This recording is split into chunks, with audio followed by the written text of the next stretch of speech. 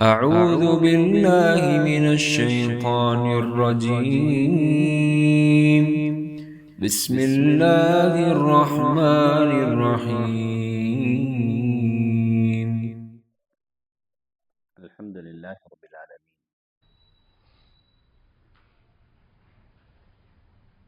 والصلاة والسلام على رسوله الكريم وعلى آله وصحبه أجمعين، وأشهد أن لا إله إلا الله وأشهد أن محمدا عبده ورسوله۔ آج کی کلاس میں ہمارا موضوع ہے غزوہ بنو المصطلق۔ اسی غزوے کو غزوہ مریسی بھی کہا جاتا ہے۔ علماء نسب اس بات پر متفق ہیں بنو المصطلق بنو خزاعہ کی ایک شاخ ہے، قبیلہ بنو خزاعہ کی ایک برانچ ہے۔ قبیلہ بنو خزاعہ کے بارے میں ہم لوگ پہلے پڑھ چکے ہیں۔ اسماعیل علیہ السلام کا نکاح قبیلہ بنو جرہم کے سردار مزاز بن عمرو کی بیٹی سے ہوا تھا۔ کئی سالوں تک مکے میں انہی کی سرداری قائم رہی، وہی خانہ کعبہ کے متولی رہے۔ لیکن جب بعد میں بنو جرہم کے لوگ بد اخلاقی پر اتر آئے، حاجیوں پر انہوں نے مظالم ڈھائے، ان کا مال کھانا شروع کر دیا، لوٹ مار اور چوری میں مبتلا ہو گئے، تو اللہ تعالیٰ نے بنو جرہم کو بنو خزاعہ کے ذریعے سے جلا وطن کر دیا۔ پھر اس کے بعد مکے میں ایک عرصے تک بنو خزاعہ کی سرداری قائم رہی، وہی خانہ کعبہ کے متولی رہے، یہاں تک کہ قصی کا زمانہ آیا۔ قصی کے زمانے کے بعد پھر واپس خانہ کعبہ کی جو تولیت ہے وہ واپس قبیلہ قریش کو حاصل ہوئی۔ تفصیلات ہم لوگ پڑھ چکے ہیں۔ یہ جو بنو المصطلق ہے یہ بنو خزاعہ کی ہی ایک شاخ ہے۔ اسی قبیلے کے ایک سردار نے عمرو بن عامر خزاعی نے سب سے پہلے مکے میں بت پرستی کا آغاز کیا تھا۔ یہ بھی ہم لوگ پڑھ چکے ہیں۔ ایک دم سیرت کے آغاز میں یہ ساری باتیں آپ کو پڑھائی جا چکی ہیں۔ یہ جو خزاعہ ہے یہ سب لوگ مشرک تھے، اور عرب کا مشہور بت منات انہی کے علاقے میں مشلل کے ٹیلے پر واقع تھا۔ عرب کے لوگ باقاعدہ طور پر اس بت کا طواف کرتے تھے، اس بت کا حج کرتے تھے۔ بنو المصطلق کے لوگ، بنو خزاعہ کے لوگ مدینے کے بنسبت مکے سے زیادہ قریب تھے۔ قریش کے ساتھ ان کے پرانے معاہدے تھے۔ چونکہ ان کے علاقے میں منات نامی بت تھا، اس بت کی موجودگی میں اس علاقے میں اسلام کے پھیلنے کی جو رفتار رہی وہ کافی سست رہی ہو۔ قبیلہ خزاعہ نے سب سے پہلے مسلمانوں کی خلاف کارروائی میں اس وقت حصہ لیا جب وہ احابش کے ساتھ مل گئے تھے، جنہوں نے مسلمانوں کے خلاف جنگ احد میں قریش کی مدد کی تھی۔ احابش اس سے پہلے ہم لوگ پڑھ چکے ہیں۔ دیکھیے جنگ احد میں مسلمانوں کو قریش کے ہاتھوں جو نقصان پہنچا تھا مسلمانوں کو جس شکست کا سامنا کرنا پڑا تھا میدان احد میں، غزوہ احد میں، اس واقعے کے ساتھ بہت سارے جو بدوی قبائل تھے، عربی قبائل تھے، مسلمانوں کے خلاف اپنے پر اور پرزے نکالنے شروع کر دیے۔ اسی طرح یہ جو قبیلہ بن المصطلق تھا، یہ بھی مسلمانوں کو آنکھیں دکھانے لگا۔ اس سے پہلے اتنی زیادہ ہمت نہیں ہو رہی تھی، خاص کر غزوہ بدر میں اللہ تعالیٰ نے مسلمانوں کو زبردست فتح، کامیابی، کامرانی سے ہمکنار کیا تھا۔ پھر غزوہ احد میں مسلمانوں کو نقصان پہنچا۔ اب بن المصطلق یہ لوگ مسلمانوں کو آنکھیں دکھانے لگے تھے۔ قبیلہ بن المصطلق کا جو سردار حارث بن ابی ضرار، یہ آگے جا کر کے نبی کریم صلی اللہ علیہ وسلم کا سسر بنا، آگے میں بتاؤں گا، آج ہی انشاءاللہ تفصیلات آئیں گی۔ ان کی بیٹی برہ سے نبی کریم صلی اللہ علیہ وسلم نے نام بدل کر کے نکاح کیا تھا۔ تو حارث بن ابی ضرار جو قبیلہ بن المصطلق کا سردار تھا، اس نے مدینے پر حملہ کرنے کے لیے اسلحہ اور جنگجو اکٹھے کرنے شروع کر دیے، اور قریب کے جو قبائل تھے ان کو بھی حارث بن ابی ضرار نے مسلمانوں کے خلاف بھڑکایا۔ نبی کریم صلی اللہ علیہ وسلم کو جب ان کی مشکوک سرگرمیوں کا علم ہوا، آپ صلی اللہ علیہ وسلم کو جب ان کے منصوبے کا علم ہوا، تو آپ نے اپنے ایک صحابی بریدہ بن حصیب رضی اللہ تعالیٰ عنہ کو تحقیق حال کے لیے بھیجا۔ چنانچہ بریدہ بن حصیب رضی اللہ تعالیٰ عنہ ان کے پاس گئے اور ان کے سامنے ایسے ظاہر کیا گویا وہ بھی ان کی مدد کو آئے ہیں۔ چنانچہ بریدہ بن حصیب رضی اللہ تعالیٰ عنہ کو ان کے ناپاک ارادوں کا علم ہو گیا کہ یہ لوگ واقعتاً مدینے پر حملہ کرنے کا ارادہ رکھتے ہیں۔ چنانچہ نبی کریم صلی اللہ علیہ وسلم کو ان کے ناپاک ارادوں سے باخبر کیا، ان کی جو مشکوک سرگرمیاں تھیں نبی کریم صلی اللہ علیہ وسلم کو اس سے آگاہ کیا۔ اب اس کے بعد نبی کریم صلی اللہ علیہ وسلم نے ہجرت کے 5ویں سال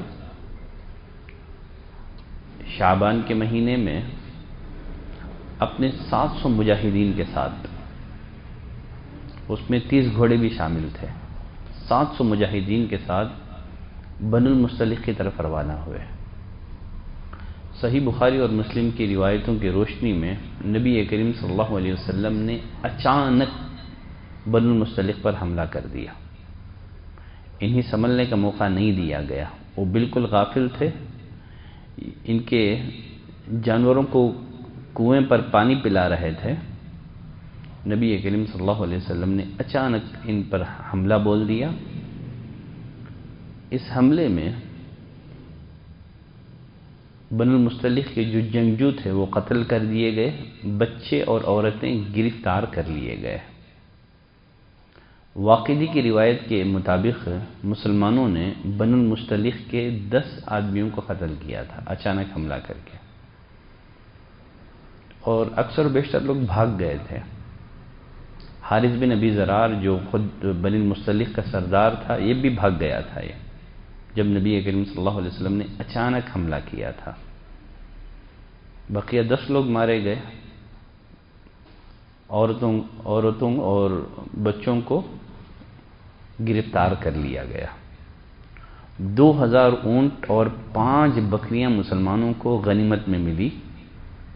100 خاندان قید ہوئے تھے ابن اسحاق کی روایت کی روشنی میں، اور ایک روایت کی روشنی میں 200 خاندانوں کا ذکر ہے، اور ایک روایت میں 100 خاندانوں کا ذکر ہے، لیکن کل 700 افراد تھے جو گرفتار کر لیے گئے تھے۔ حارث بن ابی ضرار کی بیٹی جویریہ، جو بعد میں چل کر کے ام المؤمنین بنی، وہ بھی اسی جنگ میں گرفتار ہوئی تھی۔ ان کا اصل نام برہ تھا،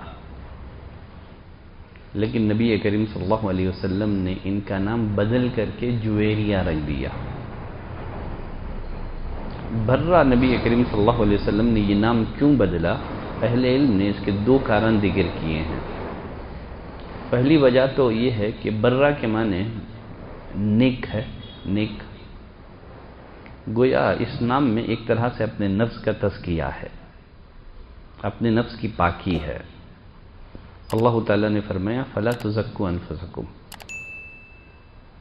اپنے نفسوں کا تزکیہ مت کرو، اپنے آپ کی پاکیزگی بیان مت کرو۔ اور پھر اس میں جو ہے برا فال لینے کا بھی امکان تھا، اس لیے کہ عرب میں بدشگونی بہت زیادہ عام تھی۔ نبی کریم صلی اللہ علیہ وسلم کو یہ کہنا کہ میں برہ کے پاس سے نکلا، برہ کے معنی نیکی،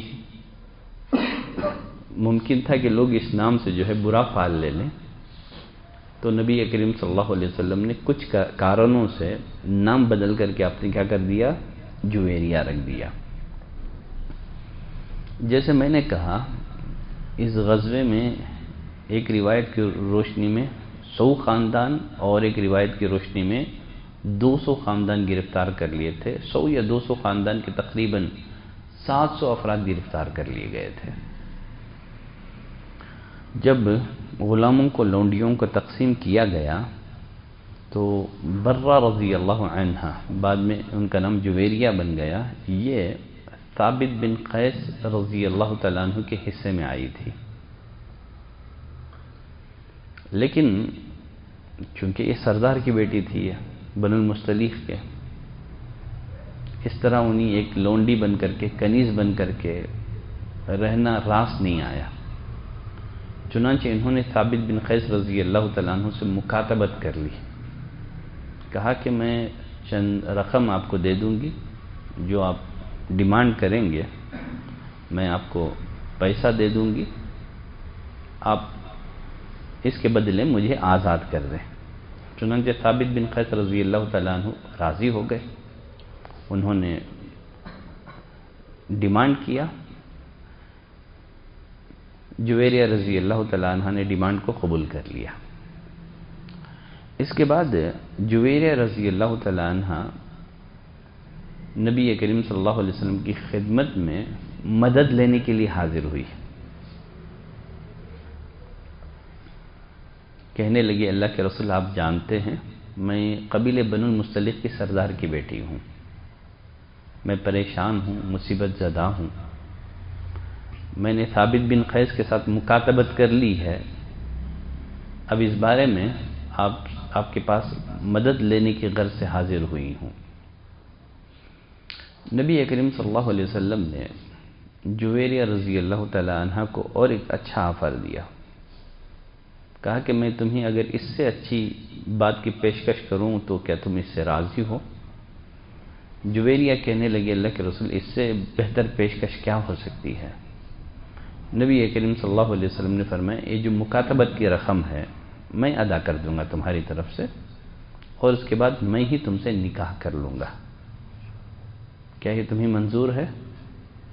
جویریہ رضی اللہ تعالیٰ عنہ نے کہا اللہ کے رسول یہ تو ضرور مجھے منظور ہے۔ پھر اس کے بعد نبی کریم صلی اللہ علیہ وسلم نے جو مکاتبت کی رقم تھی جویریہ رضی اللہ تعالیٰ عنہ کی طرف سے ثابت بن قیس رضی اللہ تعالیٰ عنہ کو ادا کی، بعد میں آپ نے خود جویریہ رضی اللہ تعالیٰ عنہ سے نکاح کر لیا۔ اس طرح یہ ام المؤمنین بن گئی۔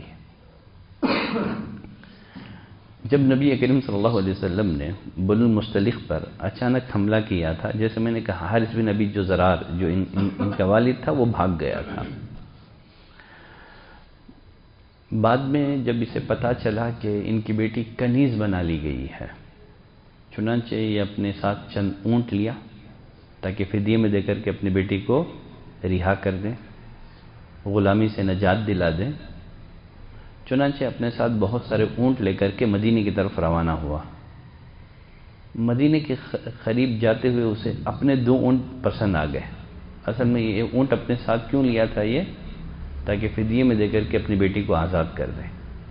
مدینہ جاتے ہوئے اسے 2 اونٹنیاں کافی پسند آ گئی. اس نے وادی عقیق کی گھاٹی میں 2 اونٹنیاں چھپا دی.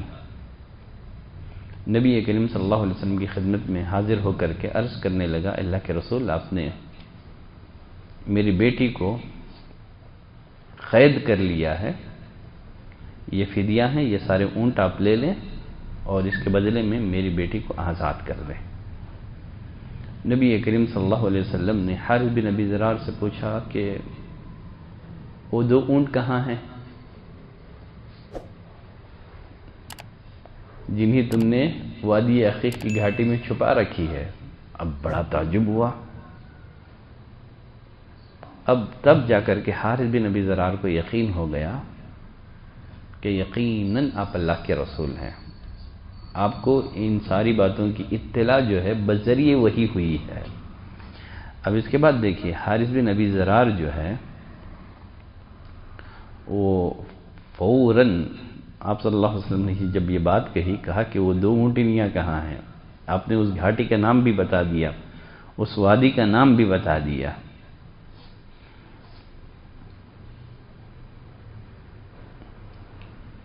تو فوراً کلمہ پڑھ کر کے مسلمان ہو گئے. وہ کہنے لگا، اشہد انک رسول اللہ، میں گواہی دیتا ہوں کہ آپ اللہ کے رسول ہیں. کہا، وَمَطَّلَعَ عَلَى ذَلِكَ إِلَّا اللَّهُ تَعَالَى، اللہ ہی نے آپ کو اس واقعے کی اطلاع دی ہے، ورنہ کس کو پتا تھا کہ میں اپنے 2 اونٹ وادی عقیق کی گھاٹی میں چھپا آیا ہوں. مسلمان ہو گیا، اس کے ساتھ اس کے 2 بیٹے تھے، وہ بھی مسلمان ہو گئے. تو نبی کریم صلی اللہ علیہ وسلم نے اس طرح جویریہ رضی اللہ تعالیٰ عنہ سے نکاح کر لیا. اب صحابہ اکرام کو خبر پہنچ گئی. کس بات کی خبر؟ کہ نبی کریم صلی اللہ علیہ وسلم نے جویریہ رضی اللہ تعالیٰ عنہ سے نکاح کر لیا ہے. اب صحابہ کہنے لگے، اصحاب رسول اللہ صلی اللہ علیہ وسلم، جس خاندان میں نبی کریم صلی اللہ علیہ وسلم نے نکاح کر لیا ہو، شادی کر لی ہو، اس خاندان کا کوئی بھی آدمی غلام یا لونڈی نہیں رہ سکتا. یہ آپ کے سسرالی رشتہ دار ہیں، آپ کے سسرالی رشتہ دار ہمارے غلام اور لونڈی بن کر کے رہیں. اب اس کے بعد کیا تھا، تقریباً 700 افراد تھے اس خاندان کے، 200 گھرانے اور ایک روایت کے مطابق 100 گھرانے. صحابہ اکرام نے سب کو غلامی سے آزاد کر دیا. یہی وجہ ہے سیدہ عائشہ رضی اللہ تعالی عنہ فرماتی ہیں،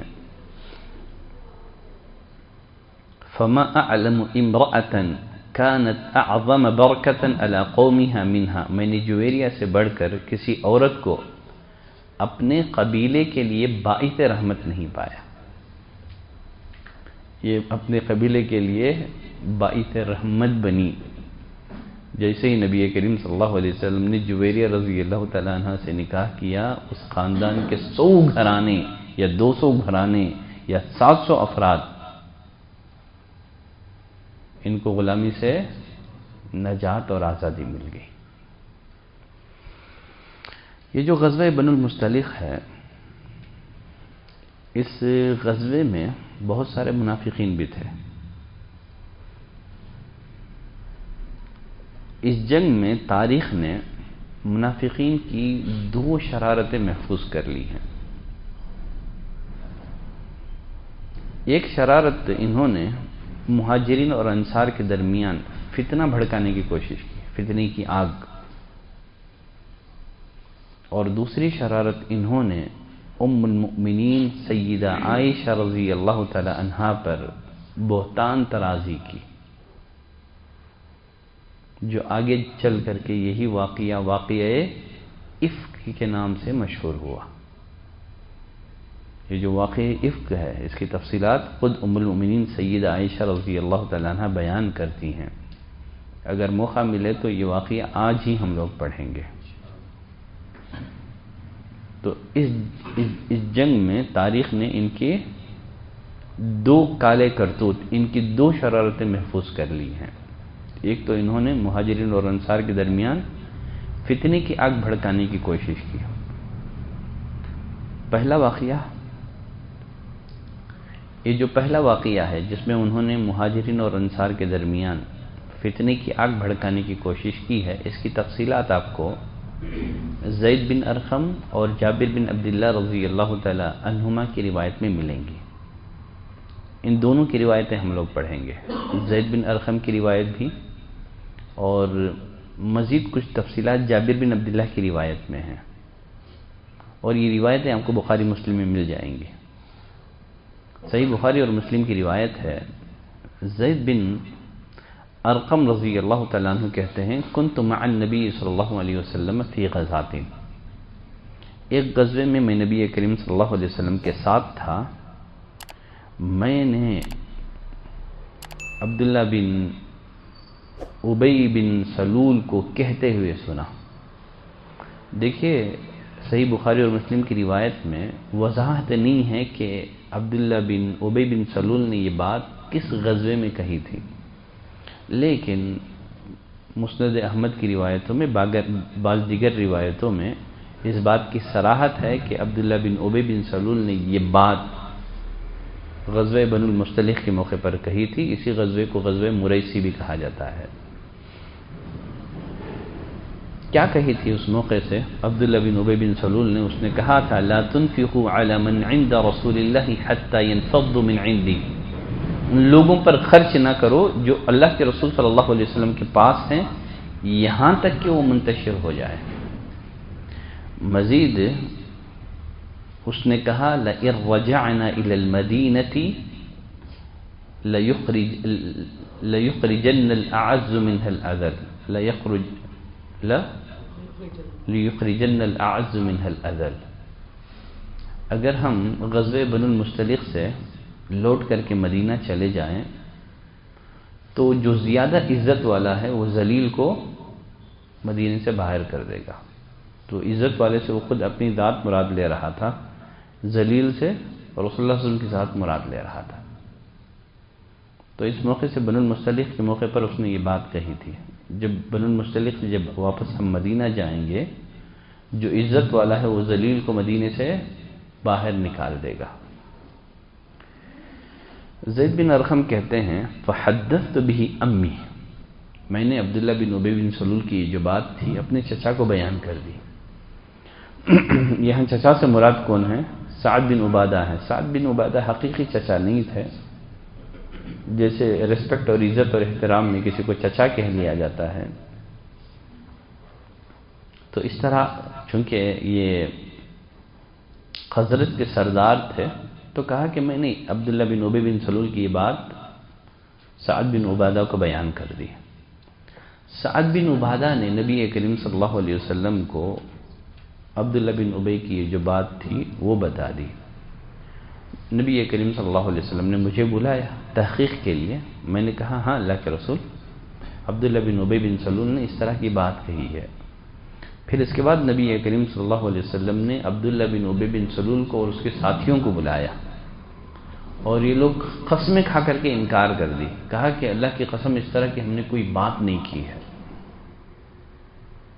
اب زید بن ارقم رضی اللہ تعالیٰ عنہ کہتے ہیں فصدقہ رسول اللہ صلی اللہ علیہ وسلم، نبی کریم صلی اللہ علیہ وسلم نے عبداللہ بن ابی بن سلول کی بات کی تصدیق کر دی اور مجھے جھٹلا دیا، میری تکذیب کر دی۔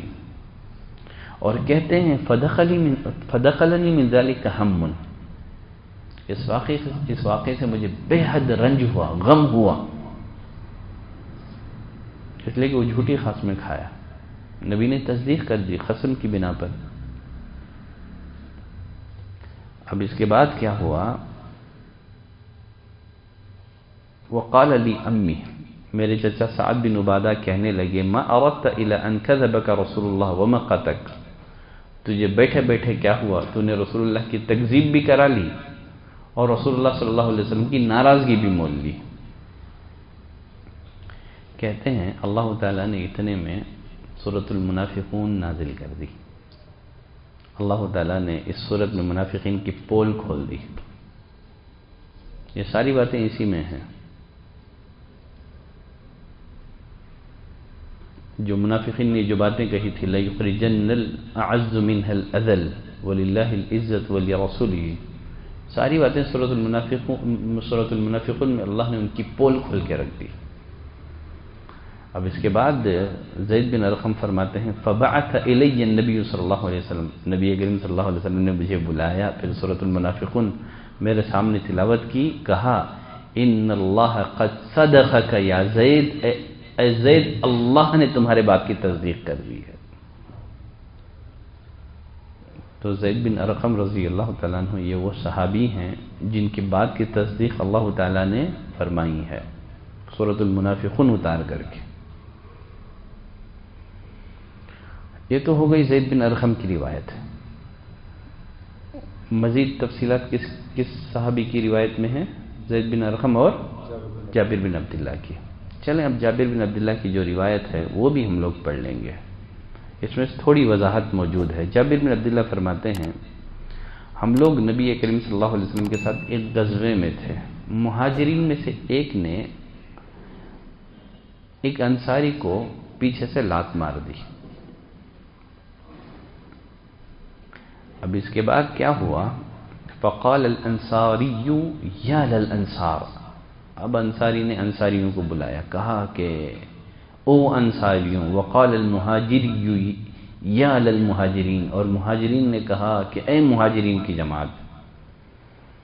اب نبی کریم صلی اللہ علیہ وسلم نے یہ بات سن لی، کوئی مہاجرین کو پکار رہا ہے تو کوئی انصار کو پکار رہا ہے۔ آپ نے پوچھا ما بال دعوى جاہلیت، اس جاہلیت کی پکار کا کیا معاملہ ہے؟ یہ جاہلیت کی پکار ہے۔ یہ نبی کریم صلی اللہ علیہ وسلم سے کہا گیا اللہ کے رسول، ایک مہاجر نے ایک انصاری کو پیچھے سے لات مار دی ہے۔ آپ نے فرمایا دعوها فإنها منتنة، آپ نے فرمایا اس جاہلیت کی پکار کو چھوڑ دو کیونکہ یہ بہت بدبودار چیز ہے۔ اب عبداللہ بن ابی بن سلول کو اس بات کا علم ہو گیا کہ ایک مہاجر نے کیا کیا ہے، انصار کو لات مار دی ہے، اس لیے کہ مہاجرین تو وہاں کے مقامی لوگ نہیں تھے، مکے سے آئے تھے، مدینے والوں نے ان لوگوں کو پناہ دے رکھی تھی۔ اب عبداللہ بن ابی بن سلول کو جب اس واقعے کا علم ہوا تو اس نے کہا کیا مہاجرین نے ایسے کیا ہے؟ مزید اس نے کہا اللہ کی قسم لئن رجعنا الى المدینہ، اگر ہم واپس مدینہ پہنچیں گے تو جو زیادہ عزت والا ہے وہ ذلیل تر کو اس سے ضرور نکال باہر کر دے گا۔ نبی کریم صلی اللہ علیہ وسلم کو اس کی خبر ملی،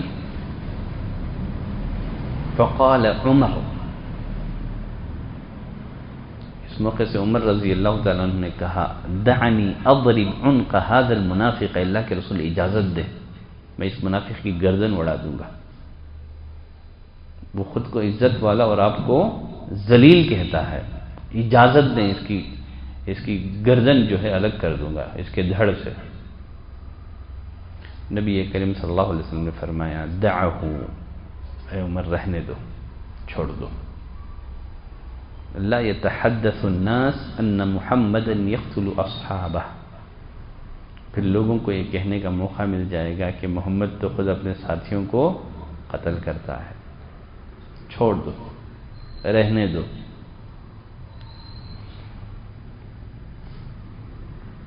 ابن اسحاق کی روایت میں مزید عبداللہ بن ابی نے کہا اچھا اب ان کی شرارتیں اس حد کو پہنچ گئی ہیں، ہمارے شہر میں رہ کر کے ہمارے خلاف مظاہرہ کرتے ہیں اور ہم پر غالب آنے کی کوشش کرتے ہیں، اللہ کی قسم ان پر یہ مثال صادق آتی ہے۔ اب وہ ایک مثال دے کر کے کہا، کیا مثال ہے؟ سمن کلبک یأکلک، اپنے کتے کو خوب موٹا تازہ کرو تاکہ وہ تجھے ہی کاٹے۔ جیسے ہم لوگ بولتے ہیں نا ہماری بلی ہماری بلی ہمیں میاؤں، ٹھیک ہے؟ تو اسی طرح کہا سمن کلبک، اپنے کتے کو خوب موٹا تازہ کر، یأکلک تاکہ تجھے وہ کاٹے۔ ہم نے ان کو پناہ دی ہے، ان کی شرارتیں اس حد درجے پہنچ گئی ہیں کہ کہ وہ ہمارے خلاف نفرت کا مظاہرہ کرتے ہیں؟ اب صحابہ اکرام میں جو ہے جاہلی عصبیت جاگ اٹھی تھی، ہے نا؟ اب عبداللہ بن ابی اس کو ہوا دینے لگا، بھڑکانے لگا جاہلی عصبیت کو۔ اب نبی کریم صلی اللہ علیہ وسلم نے اس واقعے کو بھلانے کے لیے ایک عملی تدبیر اختیار کی۔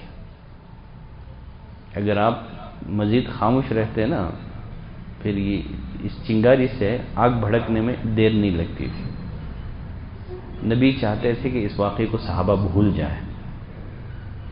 اب نبی کریم صلی اللہ علیہ وسلم نے کیا کیا، جیسے ہی صحابہ کرام کے درمیان عصبیت کی آگ بھڑک اٹھی، مہاجرین نے مہاجرین کو پکارا، انصار نے انصار کو پکارا، نبی نے فوراً اسی وقت صحابہ کرام کو کوچ کرنے کا حکم دیا۔ مسلسل چلتے رہے، رات ہوئی، نبی نے پڑاؤ ڈالنے کا حکم نہیں دیا، کہا کہ چلتے رہو، پوری رات نبی نے چلایا ان کو۔ صبح کے وقت جب سورج گرم ہو گیا، جب اس کی تپش صحابہ اکرام کو ستانے لگی، تب نبی نے پڑاؤ ڈالنے کا حکم دیا۔ مسلسل چلایا نبی کریم صلی اللہ علیہ وسلم نے۔ اب اس کے بعد کیا تھا، بیچارے تھکے مارے تھے۔ اب اس طرح کی واپس چیمے گوئیوں کا انہیں موقع نہیں ملا، تھکے ہوئے تھے، سب لوگ سو گئے۔ تو نبی کریم صلی اللہ علیہ وسلم نے یہ عملی تدبیر اختیار کی تاکہ صحابہ اکرام اس واقعے کو بھول جائیں، تاکہ ان کے درمیان عصبیت کی آگ نہ بھڑکے۔ مسلسل چلایا، اتنا چلایا کہ صحابہ اکرام تھک گئے۔ پوری رات چلایا۔ دوسرے دن صبح میں جب سورج گرم ہوا، تب رسول اللہ صلی اللہ علیہ وسلم نے پڑاؤ ڈالنے کا حکم دیا۔ دیکھیں ابن اسحاق کی روایت ہے، جب نبی کریم صلی اللہ علیہ وسلم نے اس واقعے کے بعد کوچ کرنے کا حکم دیا، جب عصبیت کی آگ بھڑک اٹھی تو اسید بن حضیر نبی کریم صلی اللہ علیہ وسلم کے پاس آئے، سلام عرض کیا، کہنے لگے اللہ کے رسول، آپ ایک ایسے وقت میں کوچ کرنے کا حکم دے رہے ہیں، اس وقت میں آپ کی عادت نہیں تھی، آپ اس وقت میں کبھی آپ نے کوچ کرنے کا حکم نہیں دیا ہے۔ نبی کریم صلی اللہ علیہ وسلم نے اسید بن حضیر سے کہا، او ما بلغک ما قال صاحبکم، کیا تم نے نہیں سنا تمہارے ساتھی نے کیا کہا؟ اسید بن حضیر نے کہا، ساتھی سے مراد کون ہے؟ کہا وہی عبداللہ بن ابی۔ تو انہوں نے پوچھا اللہ کے رسول اس نے کیا کہا؟ کہا زعم انہ ان رجع الى المدینہ، اس کا خیال ہے جب ہم مدینہ پہنچیں گے تو ہم میں سے عزت دار آدمی ذلیل کو مدینے سے نکال باہر کرے گا۔ اسید بن حضیر نے کہا فانت واللہ یا رسول اللہ تخرج ان شئت، اللہ کے رسول انشاءاللہ آپ اس ذلیل کو مدینے سے باہر نکالیں گے۔ ہوا واللہ الذلیل وانت العزیز، اللہ کی قسم وہ ذلیل ہیں آپ معزز ہیں۔ پھر کہنے لگا اللہ کے رسول عبداللہ بن ابی کو درگزر کیجیے، نرمی کا معاملہ کیجیے۔ بات یہ ہے، اس کا معاملہ یہ ہے، آپ کے مدینہ پہنچنے سے پہلے ہم لوگ متفقہ طور پر اسے سردار مان چکے تھے، تاج پوشی کا پروگرام طے ہو چکا تھا، گلے میں ہار پہنانے کے لیے، تاج پوشی کے لیے پورے سارے انتظامات ہو چکے تھے۔ اتنے میں اللہ نے آپ کو مدینہ بھیج دیا، اس کا جو سرداری کا جو پلان تھا نا پورا چوپٹ ہو گیا۔ حالانکہ سب مدینے کے لوگ متفقہ طور پر اس کو سردار مان چکے تھے، بس تاج پوشی باقی تھی اس کی۔ اسی دوران آپ ہجرت کر کے مدینہ پہنچ گئے۔ اب یہ جو بھی شرارتیں کرتا ہے اس کی وجہ یہ ہے کہ اس کا خیال یہ ہے کہ آپ نے اس کی مملکت کو چھین لی ہے، اس لیے آپ اس کے ساتھ نرمی کیجیے، آپ اس کے ساتھ درگزری کا معاملہ کیجیے۔ پھر اس کے بعد نبی کریم صلی اللہ علیہ وسلم نے اسید بن حضیر فرماتے ہیں، آپ نے صحابہ کرام کو چلایا پورا دن چلایا، پوری رات چلایا، پھر بعد میں صبح کے وقت جب سورج نکل آیا اور وہ سورج مسلمانوں کو اذیت دینے لگا، تب کہیں جا کر نبی کریم صلی اللہ علیہ وسلم نے صحابہ اکرام کو پڑاؤ ڈالنے کا حکم دیا۔ عبداللہ بن ابی بن سلول، یہ جو منافق تھا،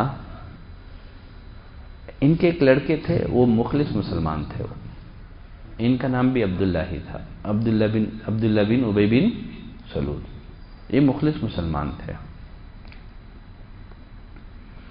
جب عبداللہ بن ابی بن سلول کو اپنے باپ کے اس معاملے کا علم ہوا کہ ان کے باپ نے اس طرح کی بات کہی ہے، اس نے نبی کریم صلی اللہ علیہ وسلم کو ذلیل کہا ہے، خود کو عزت دار کہا ہے، وہ نبی کریم صلی اللہ علیہ وسلم کی خدمت میں حاضر ہو کر کے عرض کرنے لگے، اے اللہ کے رسول، مجھے پتا چلا ہے انک ترید قتل عبداللہ بن ابی، آپ میرے باپ عبداللہ بن ابی کو قتل کرنا چاہتے ہیں، مجھے اطلاع ملی ہے۔ اللہ کے رسول، آپ میرے والد کو قتل کرنے کا ارادہ کر چکے ہیں، اب مجھے حکم دیں، میں قتل کروں گا، میں اپنے والد کا سر آپ کی خدمت میں پیش کر دوں گا۔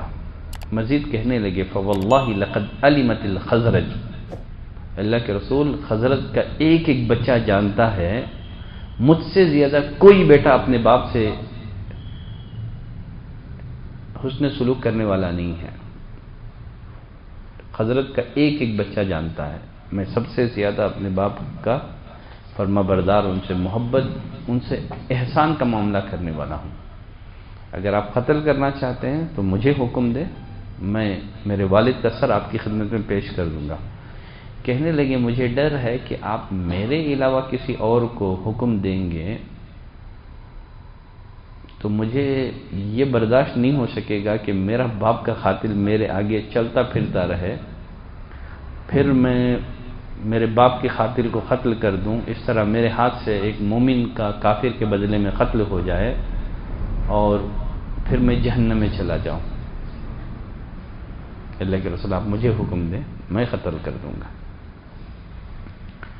نبی کریم صلی اللہ علیہ وسلم نے فرمایا، بل نترفق به، نہیں، قتل کا اس طرح کا کوئی پلان نہیں ہے، ہم اس کے ساتھ نرمی سے کام لیں گے، ہم اس کے ساتھ بردباری کا معاملہ کریں گے، جب تک اس کا معاملہ زبان درازی تک ہے، جب تک یہ عملی طور پر ہمارے خلاف کسی طرح کا کوئی اقدام نہ کریں، تب تک ہم اس کے ساتھ کیا کریں گے؟ نرمی کا معاملہ کریں گے۔ ہاں، جب وہ عملی اقدام کرے گا تو پھر سوچا جائے گا کہ اس کا کیا کریں۔ جب تک اس کی شرارتیں، اس کی خباثتیں صرف زبان درازی تک محدود ہیں، ہم برداشت کر لیں گے، ہم اس کے ساتھ نرمی کا معاملہ کریں گے۔ نبی کریم صلی اللہ علیہ وسلم کی اس بات کا اثر یہ ہوا، اس واقعے کے بعد جب بھی کوئی ایسی حرکت کرتا جو بری ہوتی تو پوری قوم کے لوگ اسے ملامت کرتے، عبداللہ بن ابی بن سلول کو، پوری قوم کے لوگ۔ ایک مرتبہ نبی کریم صلی اللہ علیہ وسلم نے عمر سے کہا، اے عمر،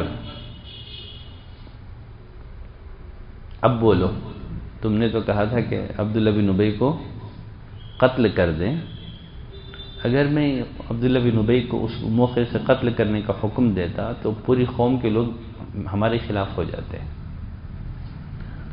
لیکن آج میں حکم دوں تو خود اس کی قوم کے لوگ اسے قتل کر دیں گے، کیونکہ نبی نے کہا کہ نہیں، نرمی برتیں گے۔ تو اس کا بہت اچھا اثر ہوا ان کی قوم کے لوگوں پر، خزرج کے لوگوں پر۔ نبی اگر پہلے موقع پر قتل کر دیتے تو سب لوگ نبی کریم صلی اللہ علیہ وسلم کے اور مسلمانوں کے خلاف ہو جاتے تھے۔ خیر چلے، تو عمر رضی اللہ تعالیٰ عنہ کہنے لگے، اللہ کے رسول، مجھے کامل یقین ہے کہ آپ کی رائے میری رائے سے بہت زیادہ افضل ہے، مبارک ہے۔ دیکھیے، جب نبی کریم صلی اللہ علیہ وسلم جب اپنے لشکر سمیت بنی المصطلق سے مدینے کی طرف روانہ ہوئے، جب اسلامی لشکر مدینے میں داخل ہو رہا تھا، عبداللہ بن ابی بن سلول یہ ننگی تلوار لے کر کے مدینے کی سرحد پر کھڑے ہو گئے اور باپ سے کہا کہ اب تمہیں مدینے میں داخلے کی اجازت نہیں ہے. ننگی تلوار لے کر کے باپ کو جو ہے نا سرحد پر روک دیا. کہا اب میں اس وقت تک تمہیں مدینے میں داخلے کی اجازت نہیں دوں گا جب تک کہ رسول اللہ صلی اللہ علیہ وسلم اجازت نہ دے. آپ صلی اللہ علیہ وسلم لشکر میں پیچھے تھے، صحابہ اکرام داخل ہو رہے تھے، لیکن عبداللہ جو کہ مخلص مسلمان تھے انہوں نے اپنے باپ کو مدینے میں داخل ہونے نہیں دیا اور باپ سے اقرار کروایا. سنن ترمذی کی روایت میں، جابر بن عبداللہ کی روایت میں باپ سے اقرار کروایا، کہو کہ تم ذلیل ہو، نبی عزیز ہے. جب تک تم اقرار نہیں کرو گے تب تک میں مدینے میں داخل ہونے نہیں دوں گا تم کو. اور ایک تو نبی کی پرمیشن چاہیے، جب تک رسول اللہ صلی اللہ علیہ وسلم پرمیشن نہیں دیں گے میں تمہیں اجازت نہیں دوں گا. ننگی تلوار لے کر کے کھڑے ہو گئے.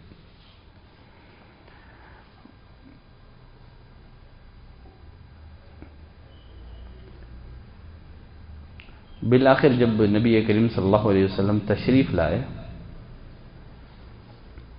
منافق نے، عبداللہ بن ابی نے نبی کریم صلی اللہ علیہ وسلم سے بیٹے کی شکایت کی تو آپ نے پوچھا تم نے اس کو کیوں روک رکھا ہے؟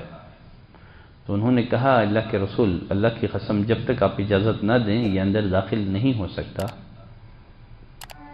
نبی کریم صلی اللہ علیہ وسلم نے اجازت دے دی. ٹھیک ہے اجازت دے دو، اجازت دے دو. تو یہ پہلا واقعہ ہے جو غزوہ بنو المصطلق کے موقع پر پیش آیا تھا.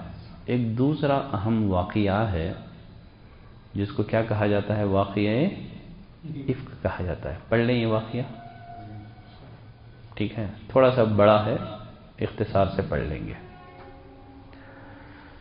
اس واقعے کی راویاں خود ام المومنین سیدہ عائشہ رضی اللہ تعالیٰ عنہ ہیں. ام المومنین سیدہ عائشہ رضی اللہ تعالیٰ عنہ فرماتی ہیں نبی کریم صلی اللہ علیہ وسلم کی یہ عادت تھی، اب جب کبھی کسی غزوے میں روانہ ہوتے، کوئی بھی سفر کرنا ہوتا، اب بیویوں کے درمیان خلا ڈالا کرتے تھے. جس کا نام نکلتا تھا آپ اسے اپنے ساتھ سفر پر لے جایا کرتے تھے.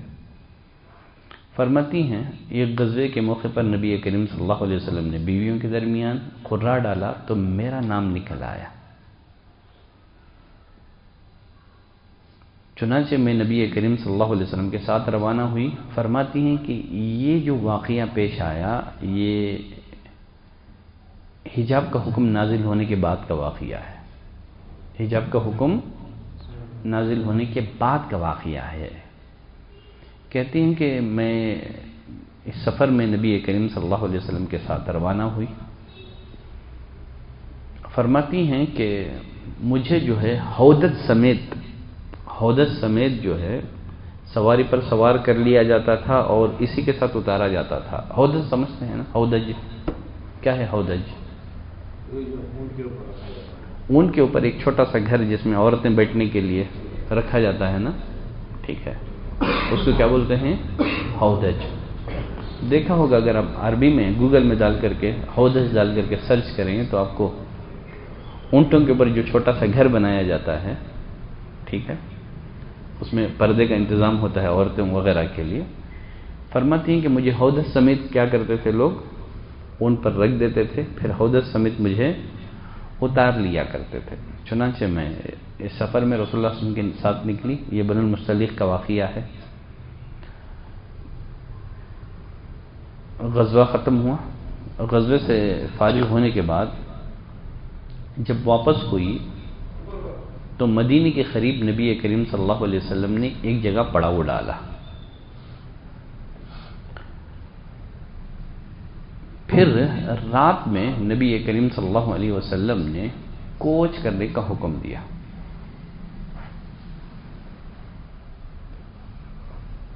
سیدہ عائشہ رضی اللہ تعالیٰ عنہ فرماتی ہیں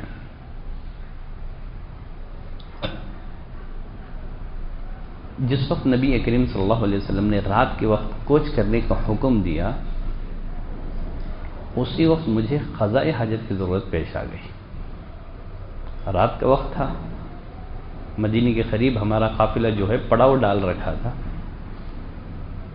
کوچ کرنے کا حکم دیا، قضائے حاجت کی ضرورت پیش آئی، چنانچہ میں گئی، قضائے حاجت سے فارغ ہو کر کے واپس آئی، اپنے سینے کو ٹٹولا تو ہار غائب تھا۔ چنانچہ ہار کو تلاش کرنے کے لیے واپس اس جگہ پر گئی جہاں میں قضائے حاجت کو گئی ہوئی تھی۔ فرماتی ہیں جو لوگ مجھے سوار کر لیا کرتے تھے، جیسے خود سید عائشہ فرماتی ہیں کہ ہودج سمیت مجھے کیا کیا جاتا تھا، اونٹ پر بٹھایا جاتا تھا، ہودج سمیت مجھے اتار لیا جاتا تھا۔ سید عائشہ فرماتی ہیں کہ جو لوگ مجھے سوار کیا کرتے تھے، میرے ہودج کو اٹھا کر کے انہوں نے اونٹ پر رکھ دیا جس پر میں سوار ہوا کرتی تھی، اور انہوں نے سمجھا کہ میں ہودج کے اندر ہی ہوں، اور اس کی وجہ بیان کرتے ہوئے فرماتی ہیں وَكَانَ النِّسَاءُ إِذْ ذَاكَ خِفَافًا، اس وقت عورتیں بہت ہلکی پھلکی ہوا کرتی تھی، گوشت نہیں چڑھا تھا جسموں پر، معمولی غذا کھایا کرتی تھی، اور میں کم عمر لڑکی بھی تھی، بہت زیادہ وزن نہیں تھا میرا۔ اب جو لوگ میرا ہودج اٹھا کر ان پر رکھتے تھے، انہوں نے سمجھا کہ میں ہودج کے اندر موجود ہوں۔ خیر، سیدہ عائشہ رضی اللہ تعالیٰ عنہ فرماتی ہیں میں گئی، جا کر کے ہار کو تلاش کرنے لگی، مجھے میرا ہار مل گیا، لیکن اس وقت تک جو لشکر تھا وہ روانہ ہو چکا تھا۔ جب میں واپس آئی کوئی نہیں تھا ادھر، نہ کوئی پکارنے والا، نہ کوئی پکار سننے والا۔ چنانچہ میں وہاں آئی جہاں میرا اصل ڈیرا تھا۔ مجھے یقین تھا جب لوگ مجھے موجود نہ پائیں گے تو واپس مجھے تلاش کرتے ہوئے لوگ آئیں گے، نبی کریم صلی اللہ علیہ وسلم آئیں گے، مجھے یقین تھا۔ فرماتی ہیں کہ چنانچہ میں اپنی جگہ پر بیٹھ گئی، بیٹھے بیٹھے اچانک مجھے آنکھ لگ گئی۔ اتنے میں صفوان بن معطل رضی اللہ تعالیٰ عنہ،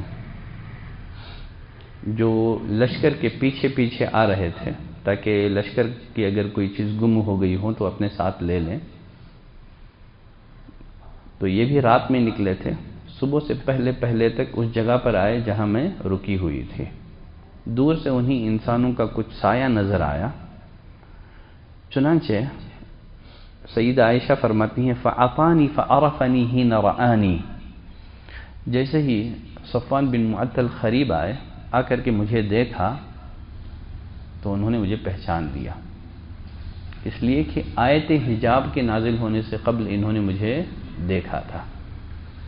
جیسے انہوں نے مجھے دیکھا پہچان گئے، اِنَّا لِلَّهِ وَإِنَّا إِلَيْهِ راجعون پڑھا، جیسے انہوں نے اِنَّا لِلَّهِ وَإِنَّا إِلَيْهِ راجعون پڑھا، ان کی آواز سن کر کے میری نیند کھل گئی۔ مزید سیدہ عائشہ فرماتی ہیں کہ اسی وقت فوراً میں نے اپنا چہرہ چھپا لیا بڑی چادر کے ذریعے سے۔ فرماتی ہیں وَوَاللَّهِ مَا كَلَّمَنِي كَلِمَةً، صفوان بن معطل نے اللہ کی قسم ایک بات انہوں نے مجھ سے نہیں کی، میں نے اِنَّا لِلَّهِ وَإِنَّا إِلَيْهِ راجعون کے علاوہ کوئی جملہ ان کی زبان سے نہیں سنا۔ صفوان بن معطل آئے، آ کر کے انہوں نے اپنی اونٹنی بٹھائی اور اس اونٹنی پر مجھے سوار کر لیا، کسی طرح کی کوئی بات چیت نہیں ہے، اور میری اونٹنی کو ہانکتے ہوئے لے گئے۔ مسلمانوں نے دوپہر کے وقت ایک جگہ پڑاؤ ڈال رکھا تھا، بالآخر دوپہر کے وقت جا کر کے ہم اپنے قافلے والوں سے مل گئے۔ اب یہ جو منافقین کا سردار عبداللہ بن ابی بن سلول تھا، جب اس نے مجھے صفوان بن معطل کے ساتھ آتا ہوا دیکھا، اب اس نے کیا کیا، مجھ پر بہتان ترازی کی، کہنے لگی کہ یہ اب بچ کر نہیں آئی ہے۔ اب سیدہ عائشہ رضی اللہ تعالیٰ عنہ کے خلاف پروپیگنڈے، ان پر بدکاری کا الزام۔ سیدہ عائشہ رضی اللہ تعالیٰ عنہ کو کانوں کان اس واقعے کی کچھ بھی خبر نہیں ہے۔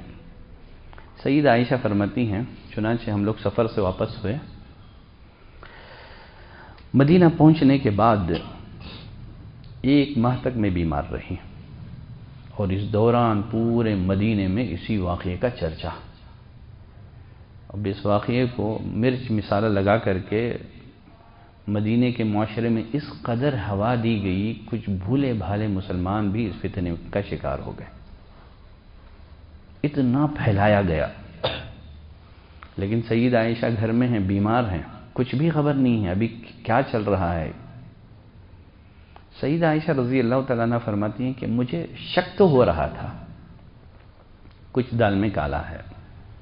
شک کی وجہ سید عائشہ فرماتی ہیں جب بھی میں بیمار پڑتی تھی رسول اللہ صلی اللہ علیہ وسلم میرے ساتھ محبت کا معاملہ، الفت کا معاملہ، رحمت کا معاملہ کیا کرتے تھے، لیکن اس دفعہ نبی کریم صلی اللہ علیہ وسلم کی وہ رحمت، وہ محبت مجھے حاصل نہیں تھی جو اس سے پہلے جب کبھی میں بیمار پڑتی تو جو رحمت، جو محبت مجھے دیکھنے کو ملتی تھی۔ بس کیا ہوتا تھا، رسول اللہ صلی اللہ علیہ وسلم میرے پاس آتے تھے، پوچھتے تھے طبیعت کیسی ہے،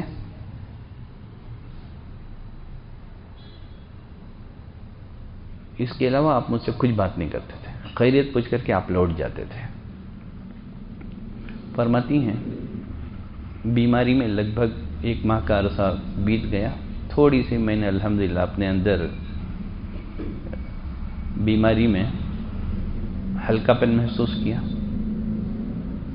اب سید عائشہ رضی اللہ تعالیٰ عنہ کو اس واقعے کی اطلاع کب ملی کہ ان کے خلاف جو ہے پروپیگنڈے چل رہے ہیں، ان پر بدکاری کا الزام لگایا گیا ہے؟ سید عائشہ فرماتی ہیں کہ ایک دن ہوا یہ کہ میں ام مستح کے ساتھ مناسے کی طرف گئی۔ مناسے کیا ہے؟ یہ آبادی سے باہر ایک جگہ ہے جہاں عورتیں قضائے حاجت کو جایا کرتی تھی، اور سیدہ عائشہ فرماتی ہیں اس دور کی بات ہے جب گھروں کے قریب جو ہے ٹوائلٹ بنائے نہیں جاتے تھے، تو لوگ آبادی سے باہر قضائے حاجت کے لیے جایا کرتی تھی، اور عورتیں عموماً رات جایا کرتی تھی۔ چنانچہ میں ایک دفعہ ام مستح کے ساتھ رات میں قضائے حاجت کو گئی۔ قضائے حاجت سے فارغ ہو کر کے جب ہم واپس آ رہے تھے، ام مستح خود اپنی چادر میں الجھ گئی۔ جیسے وہ اپنی چادر میں الجھ گئی، ان کی زبان سے ایک جملہ نکل گیا، کہا کہ تعیس مستح، مستح ذلیل ہو۔ اس لیے کہ جو بھولے بھالے مسلمان اس فتنے کا شکار ہو گئے تھے ان میں کون تھے؟ مستح بن اساسہ بھی تھے۔ اب ام مستح نے جب وہ گرنے لگی، ٹھیک ہے، ہم بھی جب گرتے ہیں تو کوئی بھی جملہ ہماری زبان سے ادا ہو جاتا ہے، تو ام مستح کی زبان سے ایک سینٹنس، ایک جملہ ادا ہو گیا، کہا کہ مستح ذلیل ہو۔ اب سیدہ عائشہ فرماتی ہیں کہ میں نے ام مستح کو ڈانٹا، کہا بئس ما قلت، کیا بری بات ہے جو تم نے اپنی زبان سے نکالی ہے، اتصبین رجلا شہید بدرا، کہ تم ایک ایسے شخص کو برا بھلا کہہ رہی ہو جس نے جنگ بدر میں شرکت کی ہے، مستح تو یہ بدری ہیں، انہیں برا بھلا کیوں کہتی ہو؟ اب تب جا کر کے ام مستح نے سیدہ عائشہ رضی اللہ تعالی عنہ کو سارے واقعے سے باخبر کیا۔ پہلے سے بیمار تھی، ابھی تھوڑا انہوں نے ہلکا پن محسوس کیا تھا۔ سیدہ عائشہ فرماتی ہیں فزدت مرضا علی مرضی، پہلے سے ہی بیمار تھی، مزید اس کے بعد میری بیماری میں اضافہ ہو گیا۔ چنانچہ جب واپس میں گھر گئی، نبی کریم صلی اللہ علیہ وسلم آئے، آ کر کے خیریت دریافت کی۔ میں نے نبی سے کہا اللہ کے رسول آپ مجھے اجازت دیں، میں اپنے میکے، اپنے ماں باپ کے گھر جانا چاہتی ہوں۔ سیدہ عائشہ فرماتی ہیں کہ میں چاہ رہی تھی تاکہ مزید اس واقعے کی تحقیق کروں، کیا صحیح معنوں میں یہ بات میرے خلاف بھڑکائی جا رہی ہے یا نہیں جا رہی ہے۔ نبی سے اجازت چاہیے، اللہ کے رسول آپ اجازت دیں، میں اپنے ماں باپ کے گھر جانا چاہتی ہوں۔ سیدہ عائشہ فرماتی ہیں نبی کریم صلی اللہ علیہ وسلم نے اجازت دے دی۔ چنانچہ میں اپنے ماں باپ کے گھر آ گئی، میں نے اپنی ماں سے کہا کہ یا امتا ما یتحدث الناس، کہا کہ اے امی جان کیا لوگ میرے خلاف اس طرح کی باتیں کر رہی ہیں؟ ماں نے تسلی دی، کہا کہ بیٹی اگر تم جیسی خوبصورت لڑکی نبی کی زوجیت میں ہوں اور اس کی سوکنیں بھی ہوں، اس طرح کی باتیں ہوتی ہیں، اس میں پریشان ہونے کی ضرورت نہیں ہے، گھبراؤ نہیں ہے، غمزدہ نہ ہوں۔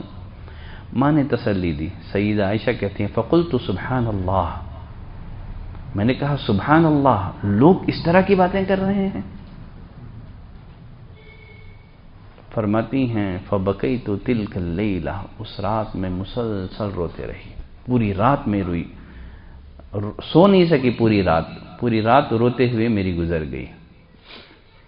اسی دوران رسول اللہ صلی اللہ علیہ وسلم نے ابھی تک وہی نازل نہیں ہوئی، تقریباً 1 ماہ گزر گئے، آپ صلی اللہ علیہ وسلم پریشان ہیں، صحابہ کرام سے مشورہ لے رہے ہیں، پوچھ رہے ہیں سیدہ عائشہ کے بارے میں تمہارا کیا خیال ہے؟ فرماتی ہیں کہ اسی دوران رسول اللہ صلی اللہ علیہ وسلم نے علی بن ابی طالب اور اسامہ بن زید کو مشورے کے لیے بلایا۔ اسامہ بن زید نے کہا اللہ کے رسول ہم آپ کی بیوی کے بارے میں خیر کے علاوہ کچھ نہیں جانتے ہیں، لیکن جب علی رضی اللہ تعالیٰ عنہ سے نبی کریم صلی اللہ علیہ وسلم نے یہ بات پوچھی تو علی رضی اللہ تعالیٰ عنہ نے کہا اللہ کے رسول لم یضیق اللہ علیک، اللہ نے آپ پر کوئی تنگی نہیں رکھی ہے، والنساء سواہ کثیر، ان کے علاوہ اور عورتیں ہیں، آپ اور سے نکاح کر لیجئے۔ سیدہ عائشہ رضی اللہ تعالیٰ عنہ کی علی رضی اللہ تعالیٰ عنہ سے ناراضگی جو تھی نا بعد میں بھی رہی، ان کے اس جملے کی وجہ سے، تاکہ اللہ نے تو آپ پر کسی طرح کی کوئی تنگی نہیں ہے، عام مردوں کے لیے 4 کی پابندی ہے، آپ کے لیے 4 کی پابندی نہیں ہے، اور عورتیں ہیں آپ ان سے نکاح کر لیجئے۔ لیکن اس موقع سے انہوں نے ایک بات کہی، بہتر ہوگا کہ آپ بریرہ سے پوچھیں، بریرہ چونکہ ان کے دن اور رات سیدہ عائشہ کے ساتھ گزرتے ہیں، بریرہ آپ کو صحیح انفارمیشن دے سکتی ہے۔ چنانچہ نبی کریم صلی اللہ علیہ وسلم نے بریرہ کو بلایا، پوچھا کہ اے بریرہ کیا تم نے عائشہ میں کوئی ایسی بات دیکھی ہے جس سے تمہیں شبہ ہو؟ بریرہ رضی اللہ تعالی عنہا کہنے لگی قسم ہے اس ذات کی جس نے آپ کو حق کے ساتھ مبعوث کیا ہے، میں نے ان کے اندر کوئی ایسی حرکت نہیں دیکھی جو بری ہو۔ ہاں اتنی بات ضرور ہے چونکہ وہ نو عمر لڑکی ہیں، آٹا گوندتی تھی، سو جاتی تھی، بکری آ کر کے اس آٹے کو کھا لیتی تھی، اس کے سوا میں نے ان کے اندر کوئی بری حرکت نہیں دیکھی ہے۔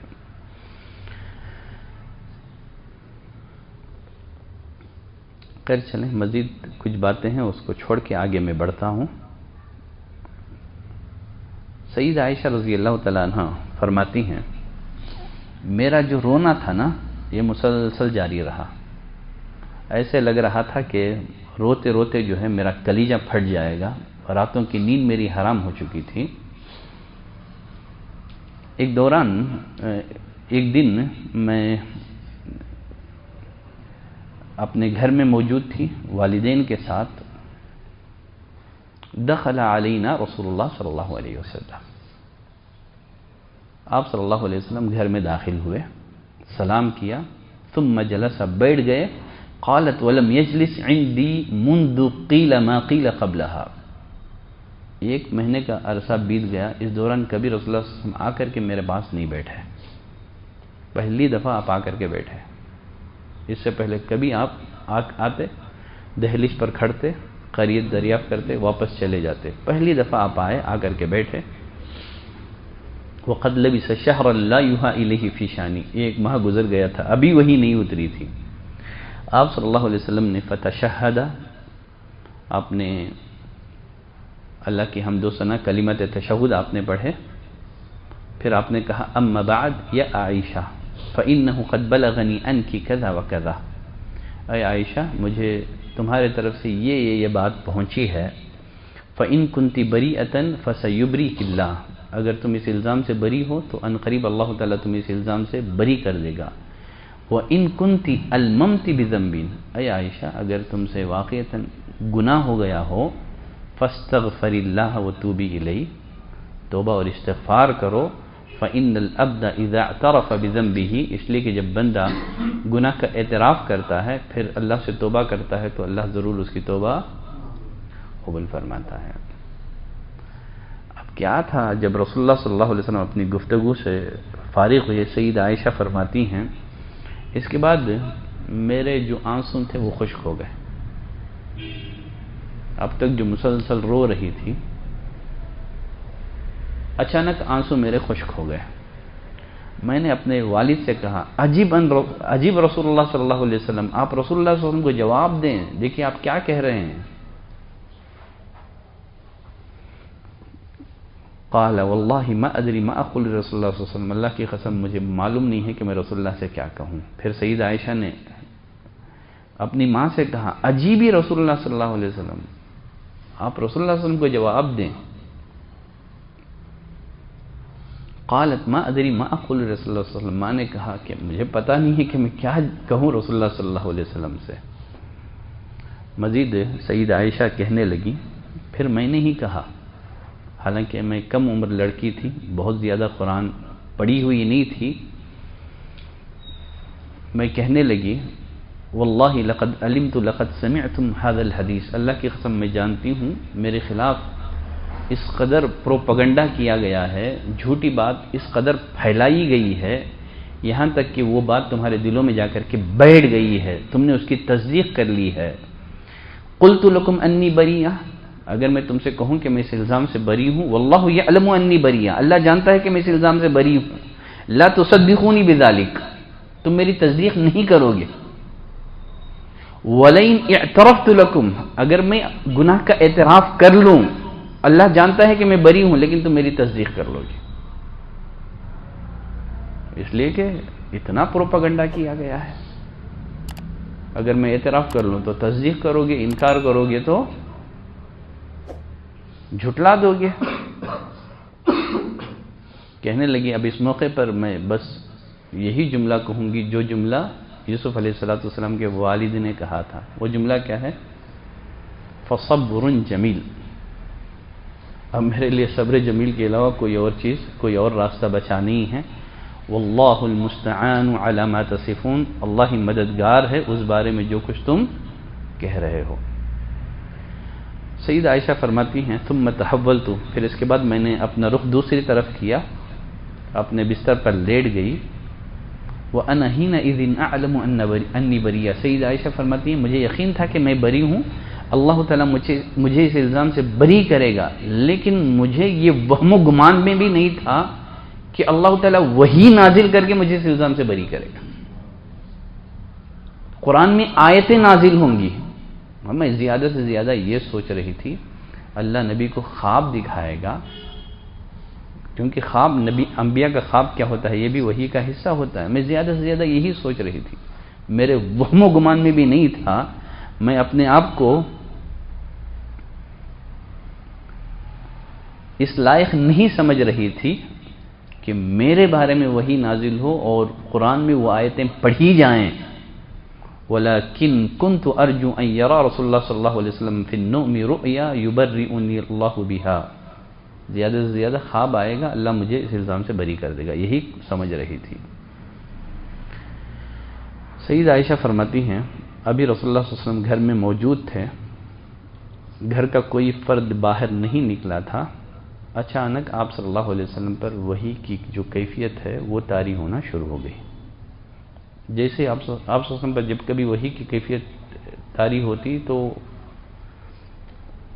انتہائی سرد راتوں میں بھی آپ کی پیشانی پسینے سے شرابر ہو جایا کرتی تھی، آپ بوجھل ہو جایا کرتے تھے، تو اس بات کی دلیل ہے کہ وحی ایک خارجی چیز ہے، وحی نبی کریم صلی اللہ علیہ وسلم کے افکار اور خیالات کا مجموعہ نہیں ہے، جیسے مستشرقین اور دشمنان اسلام باور کرواتے ہیں۔ ٹھیک ہے، آپ پر وحی کی کیفیت طاری ہو گئی، آپ کی پیشانی سے جو ہے پسینے کی بوندیں جو ہیں گرنے لگیں۔ فرماتی ہیں قالت فلما سری عن رسول اللہ صلی اللہ علیہ وسلم، جیسے ہی آپ صلی اللہ علیہ وسلم پر وحی کی کیفیت ختم ہوئی تو آپ تبسم فرما رہے تھے، آپ مسکرا رہے تھے. فکانت اول کلمۃ تکلم بها، نبی کریم صلی اللہ علیہ وسلم نے پہلا جملہ اپنی زبان سے جو ادا کیا وحی کی کیفیت ختم ہونے کے بعد، ام اللہ عز وجل فقد برأکی، اے عائشہ اللہ نے تمہاری براءت نازل کر دی ہے. دیکھیے سیدہ عائشہ رضی اللہ تعالیٰ عنہ کی فضیلت کا اندازہ آپ اس بات سے لگائیں. انسانی تاریخ میں اور بھی افراد ہیں جن پر بدکاری کا الزام لگا ہے، جیسے مریم علیہ السلام پر. جب مریم علیہ السلام پر بدکاری کا الزام لگا تو مریم علیہ السلام کو اس الزام سے بری کیا گیا. کیسے؟ عیسیٰ علیہ السلام کی شہادت کے ذریعے سے. اللہ نے عیسیٰ علیہ السلام کو قوت گویائی عطا کی، انہوں نے بات کر کے اپنی ماں کو اس الزام سے بری کر دیا. پھر اسی طرح سے یوسف علیہ السلام پر بھی الزام لگایا گیا. وہ شاہد من اہلیہ کی تفسیر میں عبداللہ بن عباس رضی اللہ تعالیٰ عنہ فرماتے ہیں کہ جن بچوں نے ماں کی گود میں کلام کیا تھا ان میں وہ بچہ بھی ہے جس کی شہادت سے یوسف علیہ السلام کو اس الزام سے بری کیا گیا تھا. زبیر علی زئی نے اس روایت کو حسن کہا ہے. تو یوسف علیہ السلام کو بھی ایک بچے کی شہادت سے اس الزام سے بری کیا گیا تھا. مزید جریج کا واقعہ بھی ہے. جریج کو بھی جو ہے نا ایک بچے کی شہادت کے ذریعے سے اس الزام سے بری کیا گیا. لیکن جب سیدہ عائشہ رضی اللہ تعالیٰ عنہ پر الزام لگا تو اللہ نے خود کلام کر کے سیدہ عائشہ رضی اللہ تعالیٰ عنہ کو اس الزام سے بری کیا. ان کی فضیلت کے لیے یہ بات کم ہے کہ اللہ خود کلام کرے، وہ بھی وحی غیر مطلوع کے ذریعے نہیں ہے، وحی مطلوع کے ذریعے سے اللہ تعالیٰ سیدہ عائشہ رضی اللہ تعالیٰ عنہ کو اس الزام سے بری کرے. جب رسول اللہ صلی اللہ علیہ وسلم نے کہا کہ اے عائشہ خوش ہو جاؤ، اللہ نے تمہاری برات نازل کر دی ہے، تب ان کی ماں نے کہا قومی الیہ، کھڑے ہو جاؤ اور نبی کریم صلی اللہ علیہ وسلم کا شکریہ ادا کرو. تب سید عائشہ نے کہا لا واللہ لا اقوم الیہ، اللہ کی قسم آج میں ان کا شکریہ ادا نہیں کروں گی. ولا احمدہ الا اللہ عز وجل، آج اللہ کے علاوہ میں کسی کی تعریف نہیں کروں گی آج. فانزل اللہ عز وجل، پھر اللہ تعالیٰ نے یہ آیت کریمہ اتاری ان الذین جاؤوا بالافک عصبۃ منکم لا تحسبوه شرا. وہ جو 10 آیتیں ہیں سورۃ النور کی، اللہ نے وہ آیت کریمہ نازل کی. گرچہ سیدہ عائشہ رضی اللہ تعالیٰ عنہ پر الزام لگا، گرچہ بظاہر یہ واقعہ برا ہے لیکن اس واقعے میں تمہارے لیے خیر ہے. اللہ تعالیٰ نے اس واقعے کے ذریعے سے بہت سارے معاشرتی بہت پیارے پیارے احکامات اللہ تعالیٰ نے نازل فرمائے ہیں.